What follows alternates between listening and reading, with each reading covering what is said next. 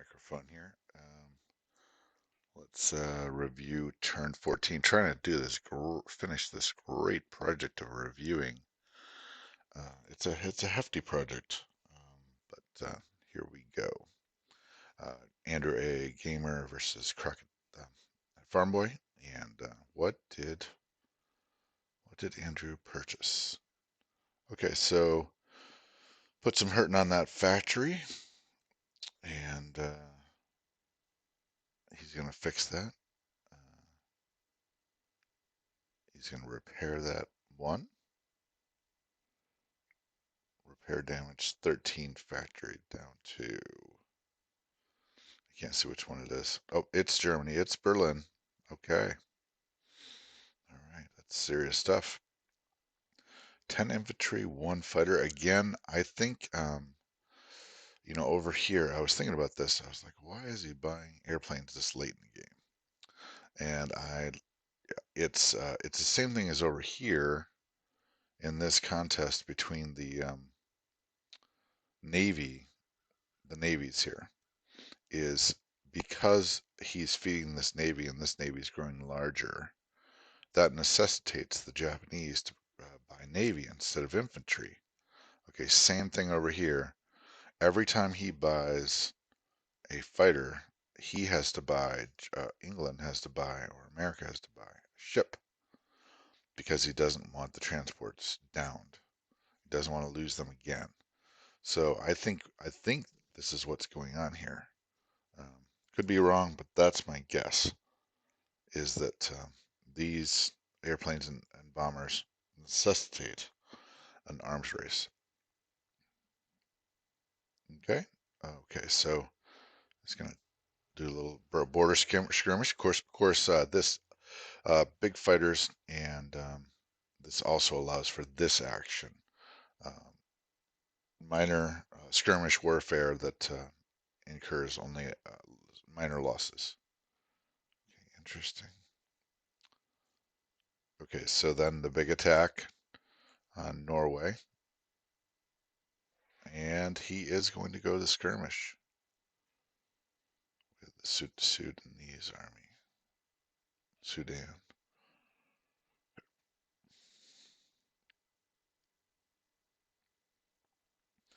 Okay, so I'm assuming that on account of those mech, feels he can do double duty and actually push into East Poland.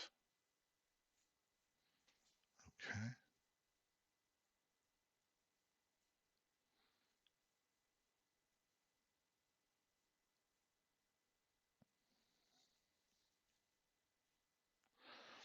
Okay, so I did wonder about this. You have Egypt up here, um, but then you have all this money down here, and the sense of panic of losing 1, 2, 3, 4, 5, 6, 7, 8, 9, 10, 11, 12, 13, 13 or 14. So I did wonder about that.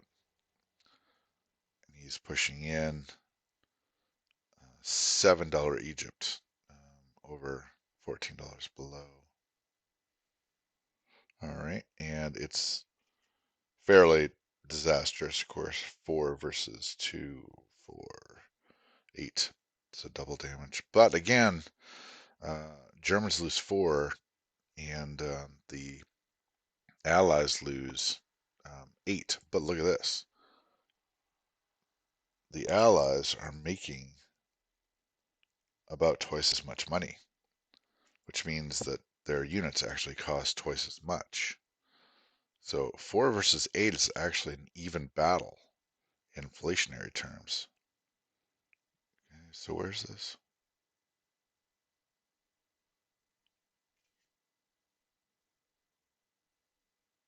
Okay, this is all right. So take a look at this. Casualties 7. Now this is way past 14, 12, 13, 14, 14, 19. So this is definitely bad loss. But on the other hand, because of the transports, he was able to evacuate. And if he hadn't made the mistake in 110, would have been able to evacuate the whole force. So keep that in mind that Normandy, Bordeaux, and Norway are temporary.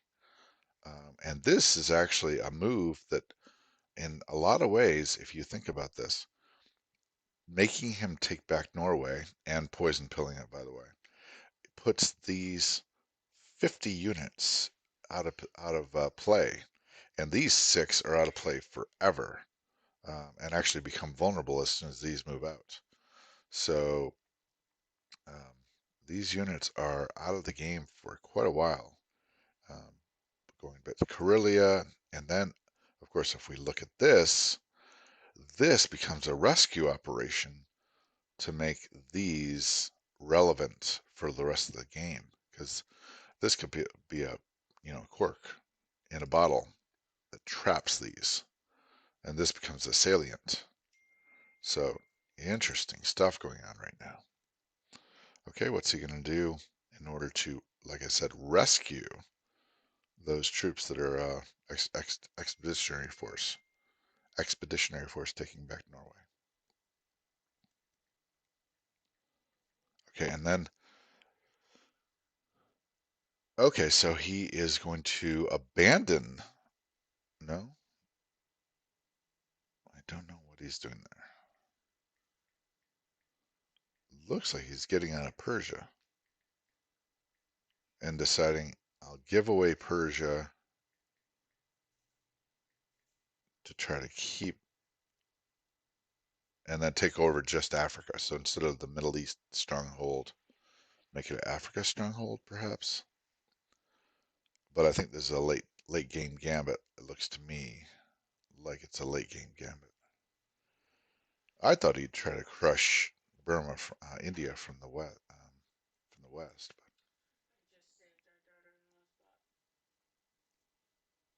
did the best.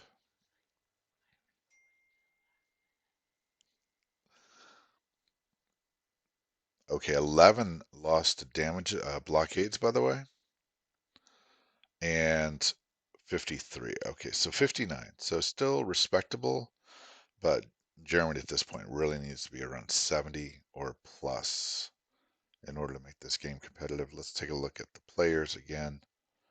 Okay, a more accurate view is 208 to 102. So we are talking about every unit. The Allies can lose 2 for 1 without breaking a sweat. And if we looked at the piece count, units on the board, 600 to 426. All right, let's keep going. Purchase. Okay, we more conservative purchase. He also probably wants to take out this Italian Somaliland to cut off some income from the Russians. That must be frustrating. And he is going to play a skirmish war all over the place. Whoa, big skirmish war.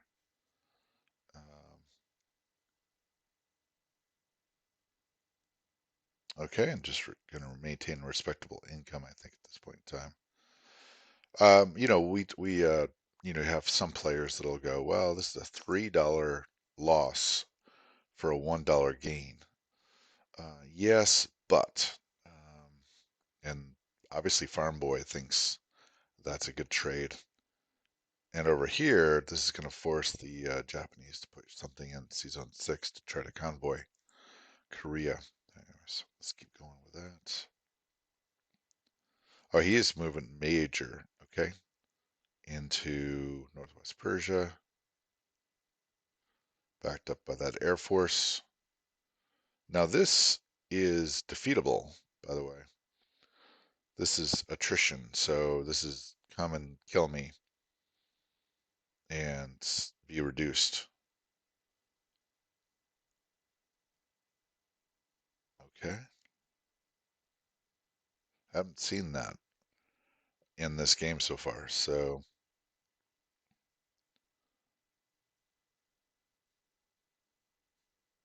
all right, he does not seem at all afraid of this. Is this kind of nuance here of 35 plus 3, 38, 39 here. And that's this Bryansk force. This is curious. This is finesse, and I'm not going to say that I quite get this, but this is the force that versus this force. You know, maybe that's going to Belarus, maybe it's not. Not sure. I'm curious. Um, this force is supposed to be the force that keeps out this force. So you have two armies divided.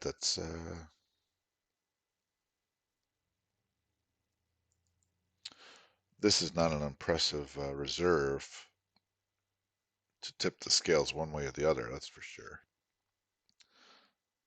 Okay, giving the given the Russians all of the creativity here. I mean, this kind of this is what really happened in World War II. Russians getting in between two German forces and Germans trying to rescue their forces. So really cool. 3 in Novgorod for reinforcements.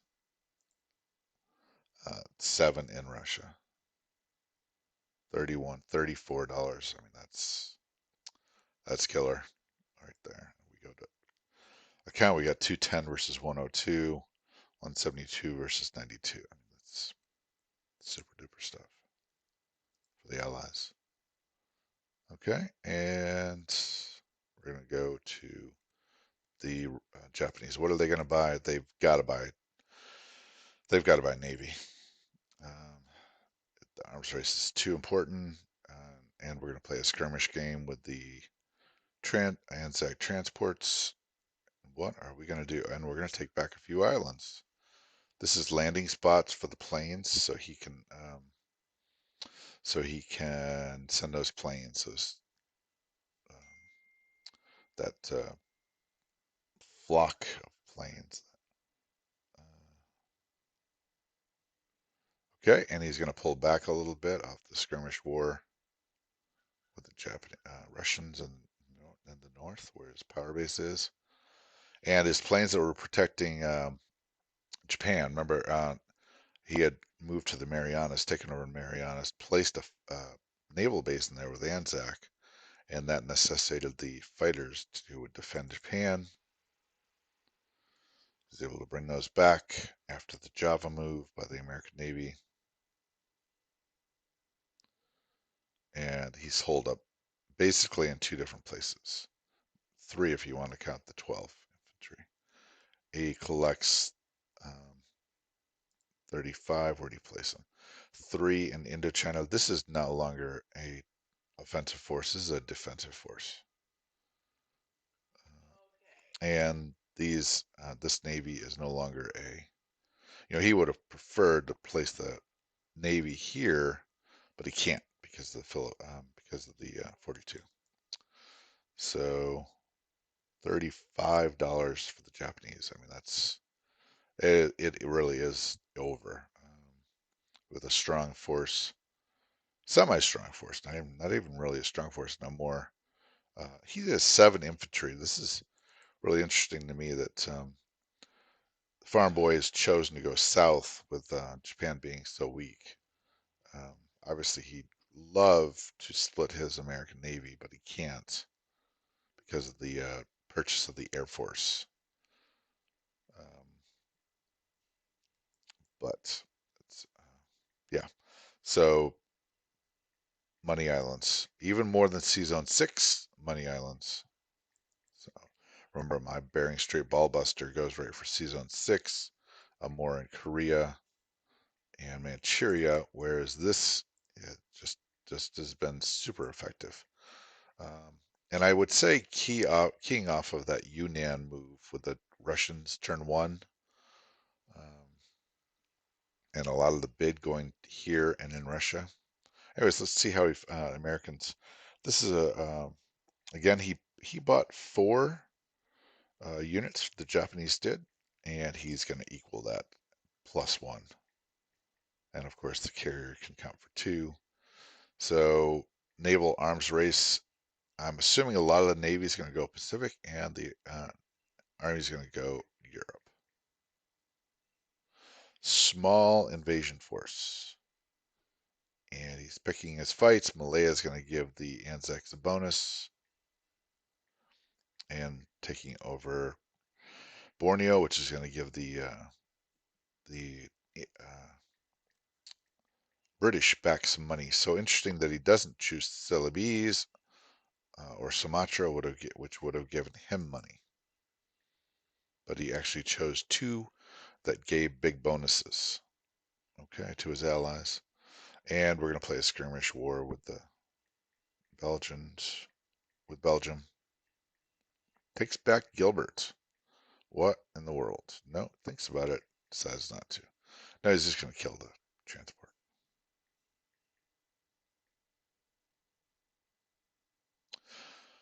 I just want to say modesty seems to be modest gains. Edging is what I was calling it before. And he's going to retreat. No, he's not. What is he doing? Huh. He does not place the reinforcements in Season 110.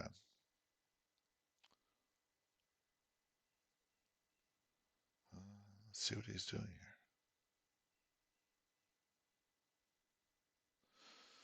Okay, 3 in southern France. He still owns that.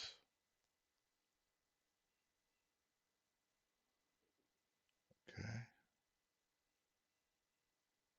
No, he has a transport placed. I'm surprised by that. I will admit.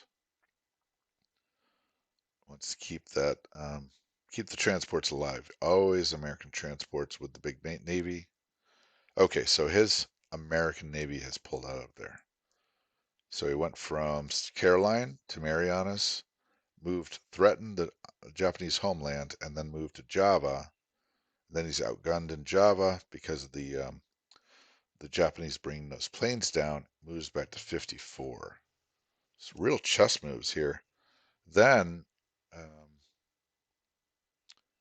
because he's so strong here, and look at that. I mean, he placed in Berlin, don't forget. Plus, that's a minor factory in West Germany. That was a key move, right? So at one point in time, he lost West Germany, and he did not replace it. And now, because of that, and the effective bombing raid on Germany, and the use of Norway, so playing chess, and again, finesse here, and now the defensive position is northern Italy and western Germany. But this move is curious. Move to 92, 4 transport, 8 infantry. Where are they going? Maybe he's thinking about supporting Egypt. I don't know. Could be. The transports could go 1, 2, and 3 and drop in Alexandria. Looking to prevent a collapse, I guess, maybe. I don't know where those are going. I'll be curious to see. I'm not sure we're gonna because the game is this is the penultimate turn. I'm trying to understand these moves.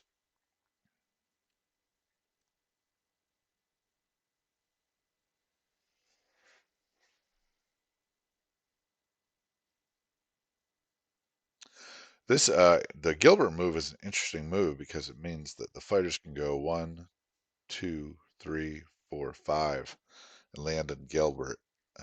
1, 2, 3. Yep, can land in Gilbert. So resupplying Australia becomes a little more difficult. Just got to go the long way around. I think it might delay if he doesn't go Hawaii. It delays in 1 turn, and he's got 5 that can hit Hawaii, which wouldn't work. Okay, I'm not saying I understand all that. That might be above my. Okay, so he collects 84, 84 down 3 from his height, and of course the Chinese just gangbusters, um, and no need. to protect Burma anymore. The Chinese really are just garrisoning and can't do much. So that Chinese money is not contributing to moving the game forward. $30. So 30 out of the 210. Let me just check. 206. 30 out of that is kind of useless because China is no longer a viable field of combat. Purchase of 2 artillery, one transport, 1 fighter. Okay, let's keep going. 3 for. So in this way, in this warfare, the UK has really been the poor guy on the field. He's poorer, I think, uh, than the. Let's see. So 8 and 10 is 18. Yes, he is poorer than the Chinese. So what do they do? They are going to assault Egypt.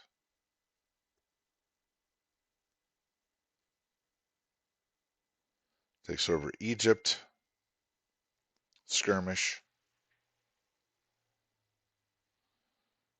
Okay, he's going to support those Northwest Persia so it does not get taken over, and recaptures Persia. And oh, big move. Big move of the day is because India is no longer a threat, he can begin to move them out both ways. A really finessed splitting of the forces, and he's going to support. Whoa, he is going to support a move to 92. Wow. Okay. So it does look like he's concerned, minorly concerned about Africa. He is so confident in the Europe battle right here that he's going to now divert forces to Africa. Wow. Okay, and he's building a new dam of troops in Rhodesia, and of course resupplying South Africa. And drops. Wow. Okay, so drops transports in South Africa. Weird that you wouldn't just buy 3 infantry, which I guess would have been my thoughts. But he drops transport in 71 and collects $32.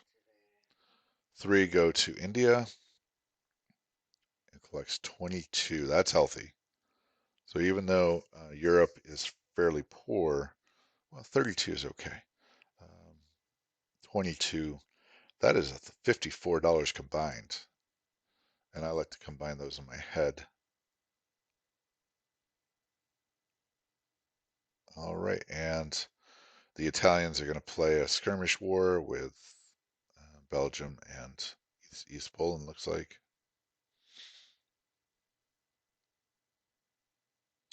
And going to garrison north. And he's got to start worrying. I think the pressure here in 92 is to make him pull his forces out of northern Italy. Now that is definitely edging because at that point in time, I mean, you lose. Northern Italy is a tough to make this a dead zone or a skirmish zone. I mean, you are definitely $4 lost to blockade ends with $7. This is the units on the board. Italy's getting very little more. So then Anzac buys spread and adds to the Navy. And he's going to, so I don't know why he doesn't continue to fight the Sea Zone 6 battle, but I think he's a little concerned about the Navy. He doesn't want any disasters there. I would assume he withdrew so he could bring those subs down here for fodder.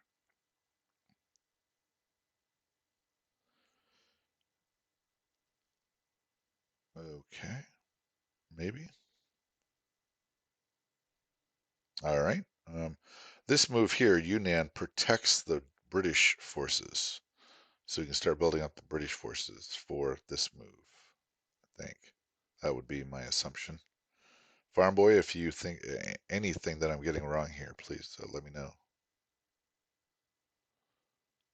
Collects 25 again, $25 out of this.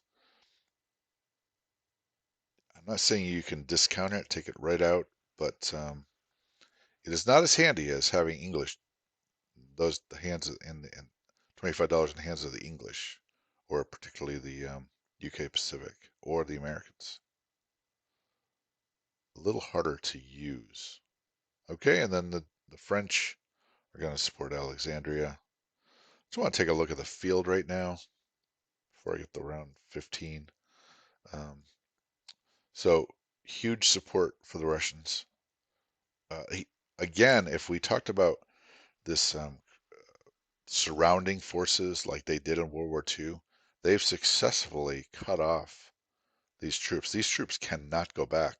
And any effort from this East Poland force is really a rescue effort to either rescue their trapped forces in the Middle East or in Africa. Now, this is interesting that these forces could be divided. Just I'm not saying they can be because those are bigger forces, but at the moment you have that kind of play in like in World War II where you got forces that are divided and can't get back to each other. These forces can, but if he decided to, fight the Battle of Rhodesia or spread his forces out to grab French West Africa and all the money over there or the money on the coast, we are talking about the possibility of these forces being destroyed in detail. So this is a really fun game to analyze. Um, and then if we talk about these, the Navy, the chess moves here in the Navy, uh, he's stuck. He's been booted out of China. This game might be said to have been lost in China. Uh, that's an interesting thought. And the Americans have bought very few transports, just enough to keep a transport always alive on the board to take over some uh, small territories, small islands, and then the Anzacs have built. So those are two American, if you take a look here, two American transports that are going to die, but they've taken back key positions that enabled the Anzacs to get major money, and also that Borneo move enabled their allies to grab major money. $22. Great stuff, great stuff. Um, and of course, the bonuses kick in for the Americans with the possession of Shanghai as well as Hong Kong. Really cool. Uh, I mean, the Japanese have been fairly, not going to say inconsequential, but they've lost the war in the East a long time ago. Mostly due, I think, to what I'm perceiving as an arms race that the Japanese felt like they had to keep up with. Therefore, they couldn't purchase the ground units and had to purchase air and navy. As far as over here goes, like I said, I believe the flexibility between Norway and Normandy, building a fleet in 110, maintaining it, and then just dropping units and being flexible between being willing to lose Norway too, and bouncing. He lost Normandy at one point in time, bounced to Norway, built up a force, grabbed Norway, and now the moves are trying to make him evacuate northern Italy, um, so um, so that they're reduced even further. Interesting stuff. That is Kark 36's review of AndrewAAgamer's turn 14.